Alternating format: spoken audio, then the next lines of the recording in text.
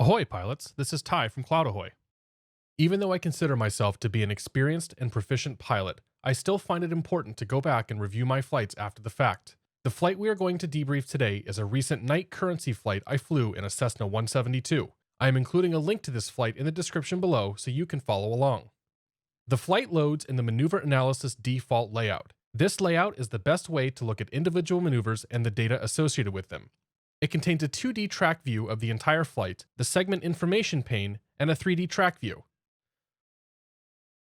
On the left side of the page is the Debrief Tools pane. If you're a CloudAhoy Pro subscriber, this pane will contain a scored list of all maneuvers. At a glance, we can utilize scoring and see that all three approaches were flown pretty consistently, all scoring within 10 points of one another. Overall, the scores were a bit low, and I would like to understand why. Let's start with the approach into Portsmouth. Focus on the approach by clicking on it in the scoring pane. This will cause the view to zoom in and the timeline to advance to the start of the approach segments.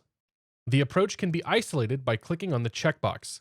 Now the only segments visible are the descent and final approach. So what happened with this approach? Why did I only see a score of 70?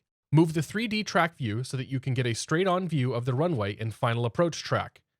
I don't see a lot of deviation on final, so my lateral track was probably not the issue. Next, rotate the camera to get a view of the descent profile. I don't see any problems here. There are no shallow or steep spots. A visual inspection of this flight would lead me to believe that it was flown nearly perfect. However, I know that's not the case. It's time to take a look at the data behind this approach. The segment information pane contains a graph showing both altitude and airspeed. Immediately, we can see that there are two sections highlighted in red which warrant closer investigation. I can see on the graph that my airspeed started off pretty high through 500 feet and ended up a touch low as I approached the runway. Click on the triangle next to the score and we can see a breakdown of this approach. The data confirms that airspeed was my biggest issue on the approach.